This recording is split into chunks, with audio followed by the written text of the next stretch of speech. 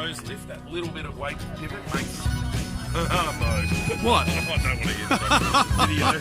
What, you're just talking about braking and the nose pivot? There's nothing wrong with that, mate. We all do that shit.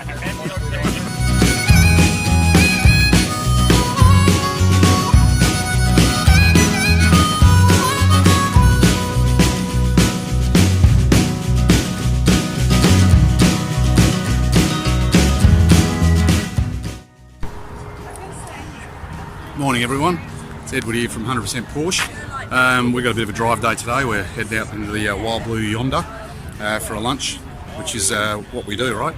And we've got a surprise guest today. We had a gentleman turn up in a 986 Boxster, just the 2.7, and I've been talking about these in recent videos, how much I love them, and I saw it on the freeway as I was driving in. And, you know, it just looked great. It looked great from the back, from the side. I mean, it needs a little bit of work. You know, the headlights need clearing up, but the interior's in good nick. But the money you're buying these for, yeah, I mean, they're pretty nice. We'll go and have a look around the back. You can sort of see what I mean about the back view.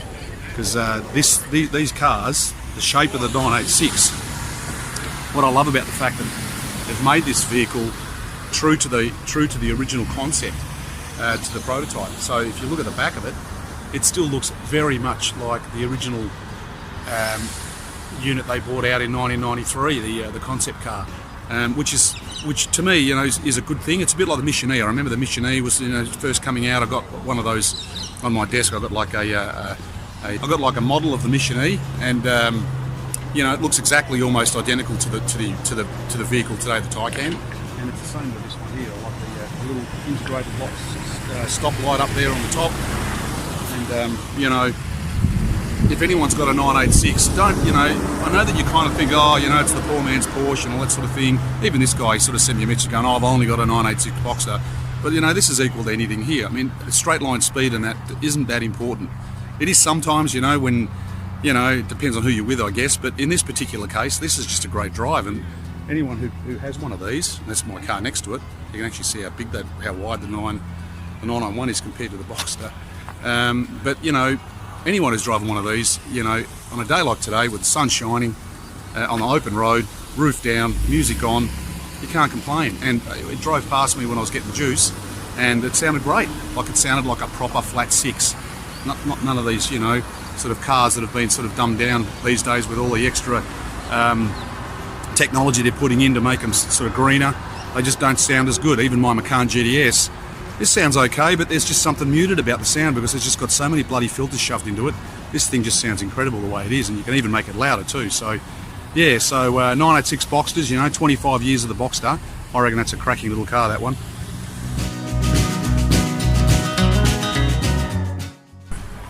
So we're just about ready to get going now. We're just waiting for a couple more people to come. But as you can see, we've got a really nice group of vehicles here. Another special car that's turned up today is this 1989 Carrera 4 964 C4, which is beautiful, absolutely gorgeous car, that one there. Looks like it's been lowered a bit. I asked the owner about how his experience is with the C4, and he really does believe that it gives him a lot more grip. And I know that people say that the all-wheel drive system in this particular 964 was a little bit flawed, but he can't find anything wrong with it. And he likes the extra grip of being able to drive an air-cooled car, which doesn't have any traction control, as you know, and have that extra grip and the confidence of being able to take it around corners at a bit of higher speed. So, and of course you got a bit more weight up the front as well, which gives the car a little bit more of a tighter turn in. So yeah, and we're just waiting on one more car, and here it comes. It's the Westels in their beautiful new 991. Check it out. Yeah, so all right, we're ready to go. We've probably got about 30 cars here today. Everyone's finally here, so I'm going to make a bit of a speech and we're going to bugger off. So go Porsche. There you go, look at this. We've got one more car coming in here. The black box, I don't even know who this guy is. I don't know how you found out about it. Probably one of the mates of someone. Yeah, let's go. Can't get the crew together. It's like, oh, here they come. So everyone's just talking. I mean, we could probably be here for like 3 hours and just talk about our cars and just put up a little catering table over there. It's just once we get here, everyone's just like, let's not bother going. We'll just talk about our Porsches all day. Yeah, anyway, we are going to get going. Alright, everyone's here now. We've got the course notes. It's a pretty big crew. We're about 50 people. That's pretty good, eh? So we're ready to go. I mean, like I said, Mr. Whippy turns up now. We'll just stay here and have an ice cream and, you know, do a few Porsche, bit of Porsche talk.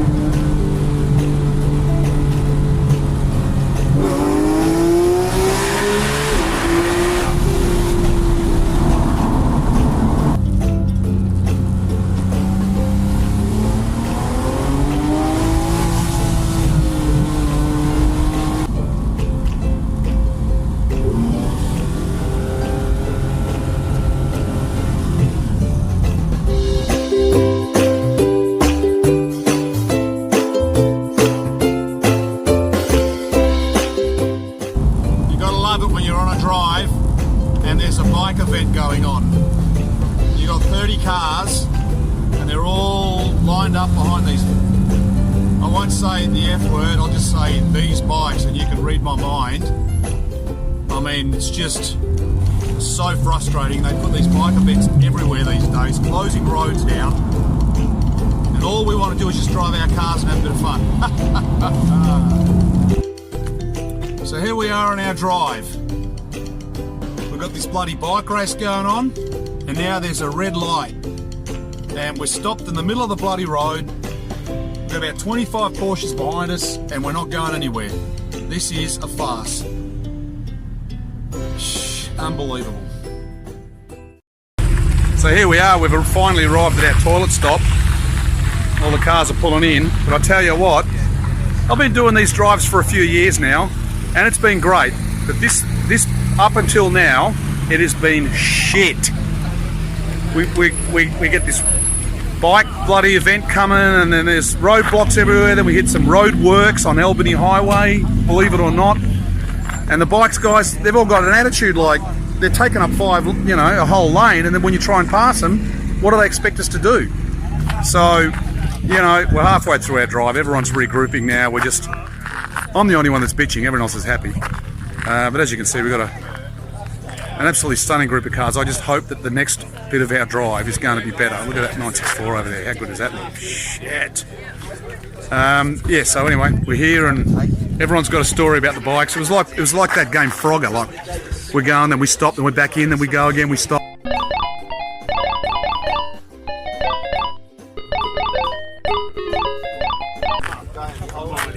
Crazy stuff. Anyway, gotta be grateful we're out here doing this shit, eh? How good's that?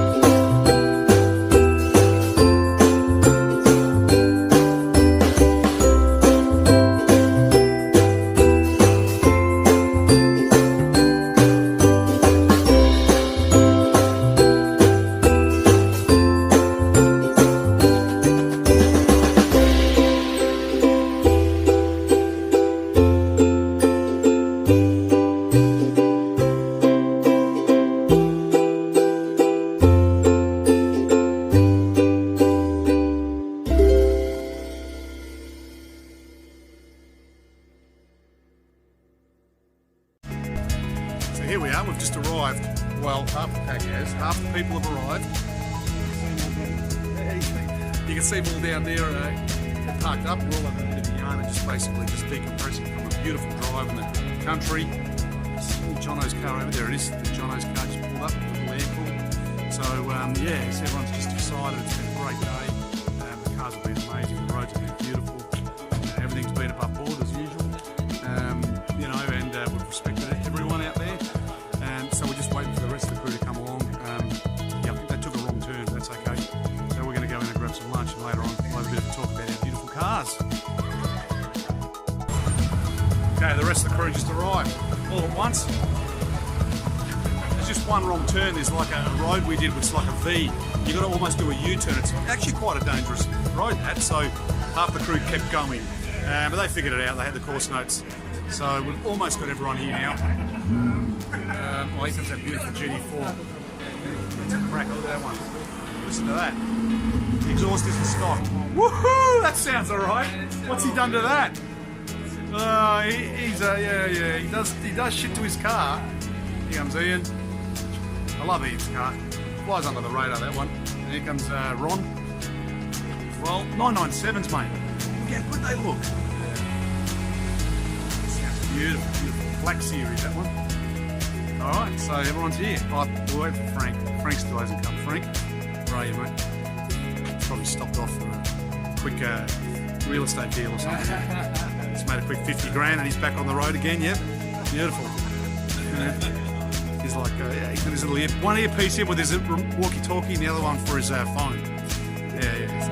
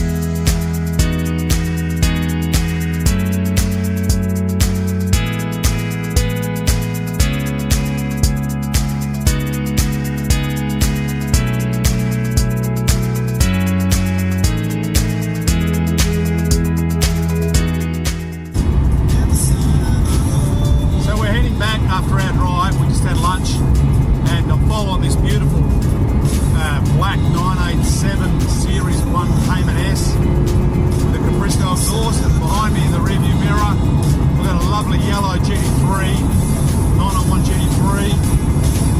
Life is good. There's a few other cars, like the whole group of 25 cars is broken up into different groups. Everyone's gone home different ways, and so we're narrowing it down to about 5 or 6 cars in this particular group. We're not doing anything in particular, we're just cruising home. You know, these days are just like they're golden days. They are golden days, especially the way the world is now. You know, we got to feel really blessed and lucky that we live where we live. We had a great pub, really nice pub. Excellent food. We're kind of like coming towards the end of the summer in Australia here, so everything's pretty dry. But at the same time, there's a real golden beauty to this sort of weather, to this sort of environment. And one of the best beauties that you'll find is these Porsches. I'm in my GT3 here. I don't know. I mean, there's been a lot of car reports on these particular GT3s, a Series 1, over the years. So I don't really need to embellish on any of that.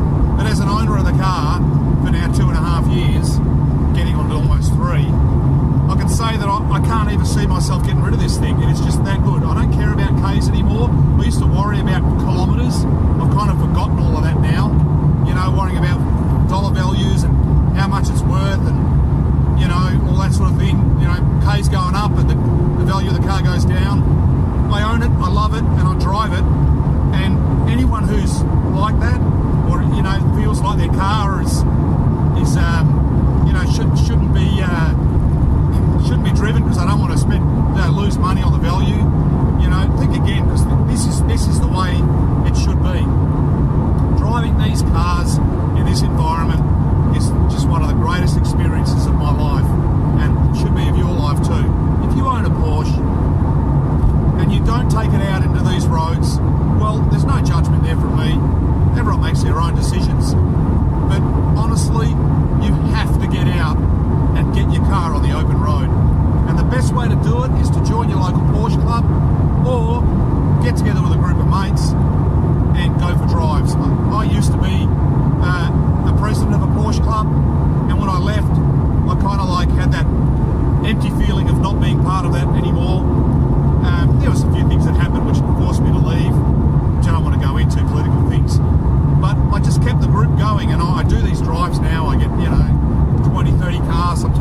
less, depending on where we're going, come along. And that level of connection with everyone is still there.